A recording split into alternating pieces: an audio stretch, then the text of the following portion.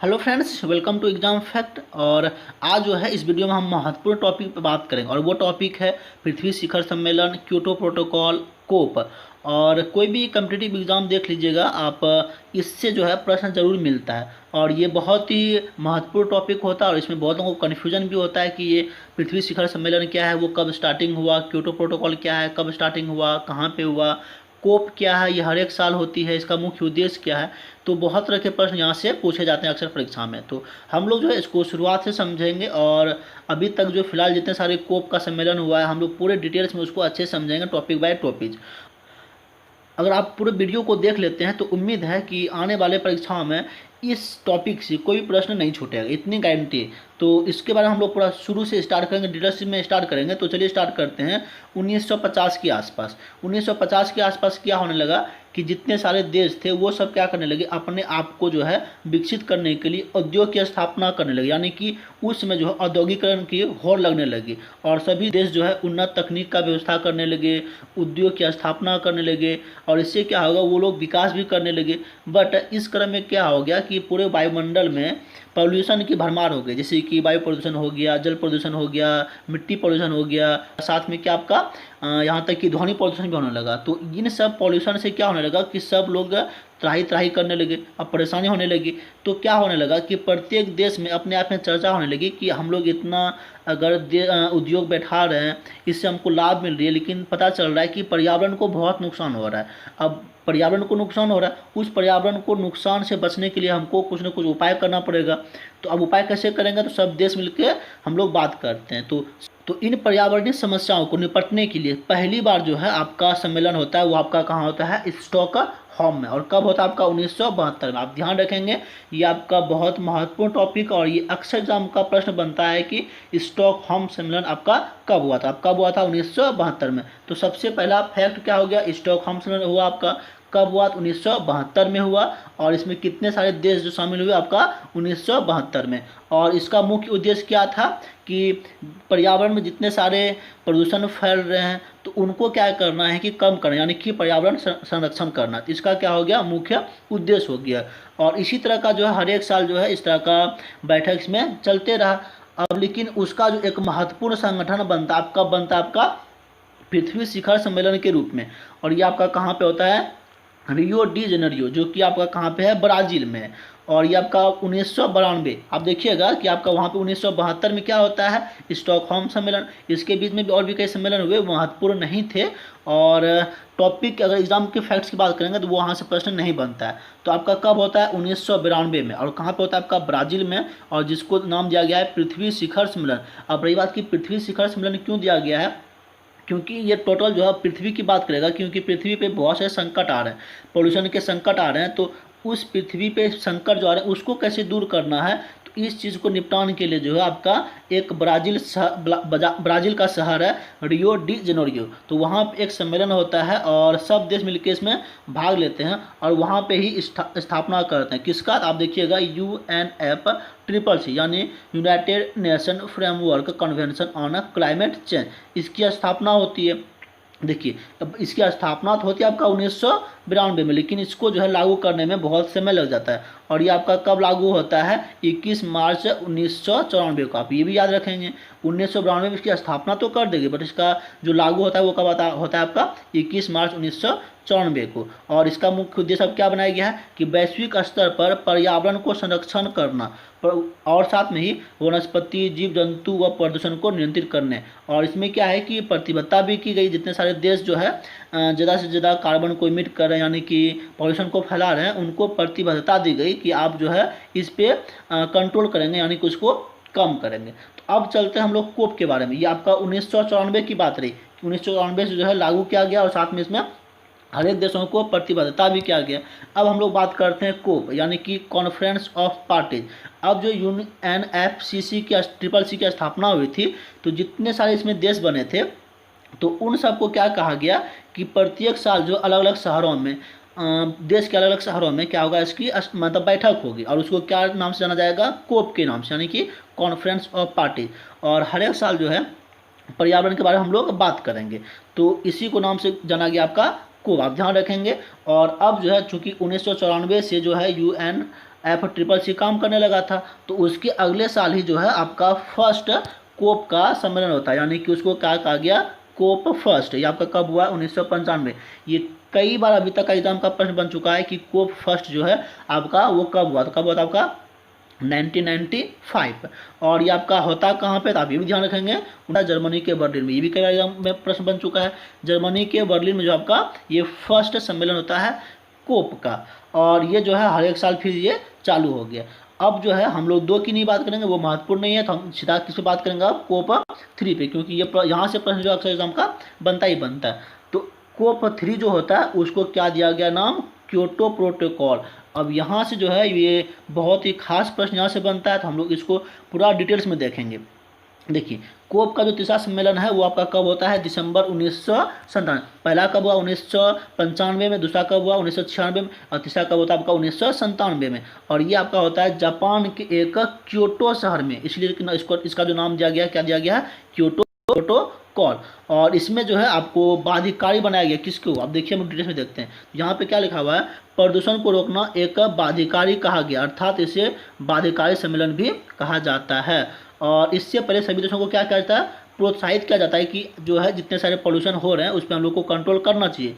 But Kyoto protocol के बाद जो है सभी जितने सारे देश हैं, खासकर जितने सारे विकसित राष्ट्र थे, उनको क्या कि यहाँ पे बाध्यकारी बना दिया गया, और उनको बोल दिया गया कि आपको जो है जितने सारे आप ग्रीन हाउस गैस को इमिट कर रहे हैं उनमें आपको कमी करना पड़ेगा, क्योंकि आप जितने सारे ग्रीन हाउस गैस को इमिट कर रहे हैं इससे क्या हो रहा है कि ग्लोबल वार्मिंग बहुत तेज़ी से बढ़ रहा है। तो अब बात करते हैं हम लोग थोड़ा सा ग्लोबल वार्मिंग के बारे में, क्योंकि यहाँ से प्रश्न बन जाता है। अब ग्लोबल वार्मिंग होता क्या है कि देखिए, सबसे पहली बात कि ग्लोबल वार्मिंग होता है, हम लोग उसको देख लेते हैं। जब सन की रोशनी सूर्य से निकलती है तो वो पृथ्वी तक आती है, और पृथ्वी पर आके वो टकरा के जो है वायुमंडल में जाना चाहती है। लेकिन होता क्या है, जैसे कार्बन डाइऑक्साइड गैस हो गया, साथ में नाइट्रस ऑक्साइड हो गया, मीथेन हो गया, हाइड्रोफ्लोरोकार्बन हो गया, परफ्लोरोकार्बन हो गया, सल्फर हेक्साफ्लोराइड कार्बन हो गया, ये जो 6 मुख्य गैसें हैं, इनसे क्या होता है, वो जो विकिरण होता है सूर्य का, वो वापस जो वायुमंडल में ना जाके वो पृथ्वी पे ही रह जाती है। और इससे क्या होता है कि पर्यावरण का जो तापमान है वो बहुत ज़्यादा बढ़ जाता है, और इससे क्या होता है, हम लोग को बहुत समस्या झेलनी पड़ती है। तो ये होता है आपका क्या होता है, ग्लोबल वार्मिंग। अब रही बात कि इन सारे गैसों को लेके जो है जितने सारे उद्योग बैठाए जा रहे थे, उन सब उद्योगों से ये सारे गैस निकल रहे थे। अब इन गैसों के निकलने से क्या हो रहा था कि आपका पर्यावरण असुलित हो रहा था। तो इन्हीं चीज़ को लेके जो है आपको अब इसमें बाध्यकारी बना दिया गया। कब बाध्यकारी कब बनाया गया आपका, तो 1990 को आधार वर्ष माना गया था। आप ये ध्यान रखेंगे, कब 1990 को आधार वर्ष माना गया, और 1990 को आधार वर्ष मान के आप देखिए क्या किया गया है।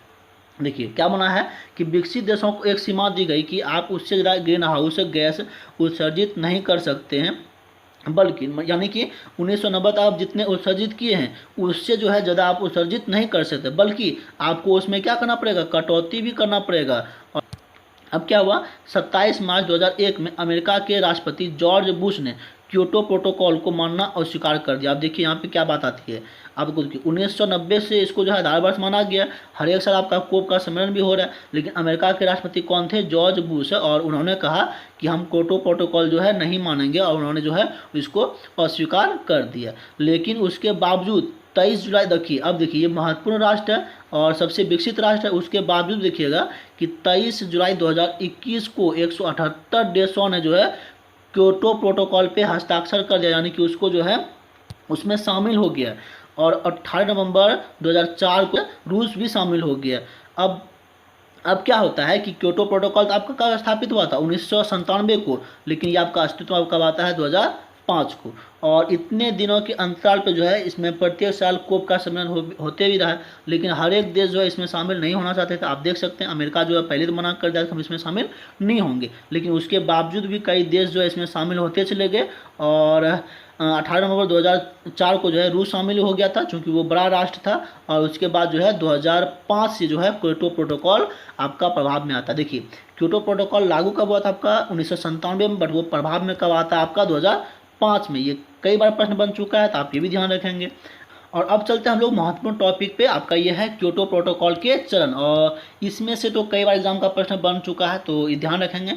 जो फर्स्ट चरण इसका आप याद रखेंगे, क्योटो प्रोटोकॉल के कितने चरण थे, 2 चरण थे। उसमें पहला चरण आपका कब से कब तक था, ये भी एग्जाम का प्रश्न बन चुका है। तो 2008 से लेकर 2012 का ये पहला 5 साल का ये पहला चरण था। अब इसमें कितने सारे राष्ट्र थे आप ध्यान देंगे, 38। एक 37 तो आपका राष्ट्र हो गया और साथ में एक कौन थे, यूरोपीय यूनियन। तो इन लोगों को इसमें एग्जाम्पल भी आप याद रखेंगे, अमेरिका, यूनाइटेड किंगडम, जापान आदि इसमें देश शामिल थे। और उन लोग को जो है एक टारगेट दिया गया था कि 5.2% आप जो है ग्रीन हाउस गैस में कमी करेंगे, और उनको जो है इसमें प्रतिबद्धता भी दी गई थी, आप ये ध्यान रखेंगे। अब रही बात की हम बात करते हैं अगला नॉन अनेक्स। तो नॉन अनेक्स में कौन कौन थे देखिए। अब इसमें क्या है कि नॉन अनेक्स में जैसे कि इंडिया थे, इंडोनेशिया थे, चीन थे। तो इन लोगों को क्या कहा गया कि ग्रीन हाउस गैस पर आप नियंत्रण रखें, बढ़ाएं नहीं, क्योंकि चूंकि इन लोगों का जो गैस था, जो जितना ही लोग गैस उत्सर्जित कर रहे थे वो उन लोगों की तुलना में बहुत कम थे। तो अब इन लोग को सिर्फ ये बोला गया कि आप जो है अपने आप पे नियंत्रण रखेंगे, इन लोगों को टारगेट नहीं दिया गया था, आप ये ध्यान रखेंगे यहाँ से। अब जो सेकेंड फेज आया, आपका सेकेंड फेज देख लेते हैं। आपका कब स्टार्ट होता है, फिर 2012 को खत्म करके 2013 से स्टार्ट। तो 2013 से लेकर 2020 यानी कि इस साल तक का आपका क्या टारगेट था, जितने सारे विकसित राष्ट्र हैं उनको देखिए फर्स्ट में कितना था 5.2%, लेकिन अब यहाँ पे कितना आपका 18% का जो ग्रीन हाउस गैस है उसमें कटौती करना है, आप ध्यान रखेंगे। फर्स्ट में कितना था 5.2% और दूसरे में कितना आपका 18%। पहला था आपका 8 से लेकर 12 तक और दूसरा आपका कहाँ से है 13 से लेकर 20 तक, आप ये ध्यान रखेंगे। अब देखिए यहाँ पे क्या लिखा हुआ है, 2010-11 के आसपास चीन भी ग्रीन हाउस गैस को इमिट करने वाला देश बन गया है। उससे उस समय देखिए बात यहाँ पे यह है कि उसमें उसको शामिल नहीं किया गया। देखिए 12 दिसंबर 2011 की बात है, उसको शामिल नहीं किया गया था। तो 12 दिसंबर 2011 को कनाडा ने जो है इससे जो है अपना विथड्रॉ करे, यानी कि कनाडा जो है आपका जो क्योटो प्रोटोकॉल था उससे वो क्या किए, अलग हो गए, आप ये ध्यान रखेंगे। और साथ में जो है उसके बाद और भी कई देश इससे अलग हो जाते हैं। अब देखिए क्या होता है, क्योंकि चाइना बहुत इमिट कर रहा था और इमिट करने के बाद भी जो है कई देश जो है उसको लेके बोलने लगे कि आखिर अगर वो भी इमिट कर रहा है तो उसको इसमें क्यों नहीं शामिल किया गया, उसको क्यों प्रतिबद्धता नहीं दी गई है। तो इस बात को लेके जो है कई देश वहाँ से विथड्रॉ ले लेते हैं। तो यहाँ पे ये बातें खत्म होती है। अब हम आगे बात करते हैं, हाँ कि फिर चाइना को बाद में जो है इसमें शामिल कर लिया गया, आप ये भी ध्यान रखेंगे। अब हम लोग चलते हैं एक इंपॉर्टेंट टॉपिक पे, ये आपका क्या है इमिशन ट्रेडिंग। और इमिशन ट्रेडिंग क्या है हम लोग इसको डिटेल्स में समझेंगे। तो इसमें जो है इमिशन ट्रेडिंग जो है बहुत शोर से चलने लगा। और अब देखिए हम इसको एक एग्जांपल समझेंगे, कैसे समझेंगे। तो मान लेते हैं, देखिए आपको एग्जांपल दिया गया है कि माना सभी देशों को टारगेट दिया गया है कि आप 100 पॉइंट तक ग्रीन हाउस गैस को उत्सर्जित कर सकते हैं। अब लेकिन क्या है कि अमेरिका जो क्या करेगा कि 125 पॉइंट गैस उत्सर्जित कर दिया। अब क्या करेगा, अब मानते हैं कि इसी जगह जो है भारत जो था, भारत कितना उत्सर्जित करता है आपका 60 पॉइंट ही उत्सर्जित करता है। अब अमेरिका को जो है 25% जो है क्या करना पड़ेगा, खरीदना पड़ेगा। अब देखिए यहाँ पे ट्रेडिंग की बात हो रही है, यानी कि व्यापार की बात हो रही है। भारत कितना उत्सर्जित किया, मात्र 60, अमेरिका कितना क्या 125। अब 100 का टारगेट था लेकिन वो कितना कर दिया 125। अब ये जो 25 कर दिया, ये 25 जो है आपको उसको जो है किसी से खरीदना पड़ेगा। अब क्या करेगा वो भारत से 25 पॉइंट क्या करेगा, खरीदेगा, और इसके बदले जो है भारत को वो क्या देगा, पैसा देगा। तो ये हो गया इमिशन ट्रेडिंग, और ये जो है उसमें बहुत ज़ोर शोर से चलने लगा और ये आज तक जो है चलते रहा। तो यहाँ आपको समझ में आ गया होगा कि इमिशन ट्रेडिंग क्या होता है, क्योंकि कई बार जो है ये प्रश्न बनता है कि इमिशन ट्रेडिंग जो है किस चीज़ से रिलेटेड है। तो आपका किस चीज़ से रिलेटेड है, क्योटो प्रोटोकॉल से संबंधित है। अगला पॉइंट देखते हैं, हाल फिलहाल के सम्मेलन देख लेते हैं, क्योंकि ये बहुत ही महत्वपूर्ण है और अक्सर एग्जाम का प्रश्न बन जाता है कि कोप 24 कहाँ पे हुआ, किस वर्ष हुआ, कोप 25 कब हुआ, कोप 26 ये कब होना है। तो ये पूरा डिटेल्स जो है हम लोग इसको फटाफट देख लेते हैं, लास्ट में 2-3। तो जब आपका कोप 24 वो आपको कहाँ पे हुआ था, पोलैंड में। और कोप 25 आपका 25 कहाँ हुआ था, मैड्रिड यानी कि स्पेन में हुआ था। और कोप 26 जो है आपका 2020 में होने वाला था ग्लासगो में। और ग्लासगो एक शहर है स्कॉटलैंड का और वो यूनाइटेड किंगडम के अधीन है। और जो स्कॉटलैंड है आपका वो अटलांटिक महासागर के करीब एक द्वीप है और यूनाइटेड किंगडम के वो अधीन आता है। अब रही बात कि आपका जो अभी कोरोना वायरस का महामारी चल रहा है, इस वजह से है इसको आपका स्थगित कर दिया गया है। कब के लिए, 2021 के लिए। तो आप ये ध्यान रखेंगे। और कारण क्या है, तो ये सबको पता है कि कोरोना वायरस का कहर है अभी पूरे देश में। तो आप ये ध्यान रखेंगे, महत्वपूर्ण प्रश्न यहाँ से बनेगा। तो ये रहे पृथ्वी शिखर सम्मेलन, क्योटो प्रोटोकॉल और कोप से संबंधित सब महत्वपूर्ण टॉपिक। और यहाँ से कई ऐसे प्रश्न बनते हैं जो कि एग्ज़ाम में महत्वपूर्ण होते हैं। तो आप ध्यान रखेंगे जितने सारे यहाँ पे टॉपिक हम चर्चा किए, और उसमें जो है आप इसको पॉइंटों में अगर नोट करके रख लेते हैं, प्रश्नों के रूप में नोट करके रखते हैं, तो कम से कम 50 प्रश्न यहाँ पे बनेंगे, और उसी 50 प्रश्नों को जो है घुमा के अक्सर एग्जाम का प्रश्न बनता है। तो उम्मीद है कि आपको ये जो क्योटो प्रोटोकॉल है, कोप है, पृथ्वी शिखर सम्मेलन का जो झंझट है, शायद आपको अच्छे समझ में आ गई होगी। अगर आपको अच्छे समझ में आ गई होगी तो आप वीडियो को लाइक ज़रूर करें। और आज ये जो है आपका ज्योग्राफी का, साथ में पॉलिटी का और साथ में हिस्ट्री का, जितने सारे टॉपिक जो है आपका आर्ट्स के चैप्टर में आते हैं, तो उसका जितने सारे टॉपिक होगा हम इसका एक अलग से प्लेलिस्ट बना देंगे, उसमें जाके जो है सारे वीडियोज़ को आप यहाँ से देख सकते हैं।